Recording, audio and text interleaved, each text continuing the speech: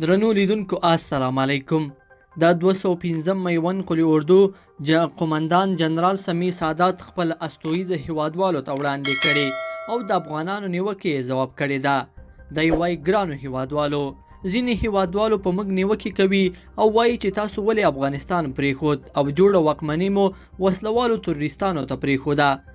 زه ستاسو د ټولو دې پوښتنې په ځواب کې دا وایم چې که وسلوالو طالبانو زموږ څخه په زور افغانستان نیولو نو په 100 کلونو کې هم نشوای نیولی.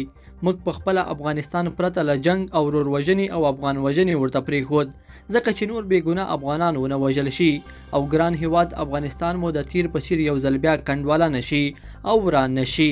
ګرانو هیوادوالو، افغانانو موږ ستاسو په پار دومره لویه قرباني ورکړه چې جوړه واکمني مو وسلوالو طالبانو ته پرېښوده ځکه چې موږ غوښتل تاسو خوندي او آرام ژوند وکړئ او پرته له کومې ویرې او ډار څخه په خپل ګران هیواد افغانستان کې خوشحاله ژوند وکړئ او خپل ژوند ته پایښت یا دوام ورکړئ.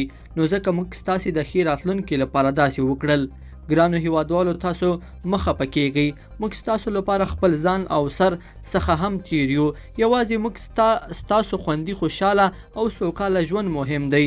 موږ د افغانستان ساتونکي یو. ایوبه ژوندی دې وي افغانستان، زنده باد افغانستان. لیدونکو په دې هیله چې دا مطلب به مو تر پایه لیدلی وي. که مو دا ویډیو خوښه شوه ویډیو لایک کړئ او چینل سبسکرایب کړئ. تر بیا ښه وخت.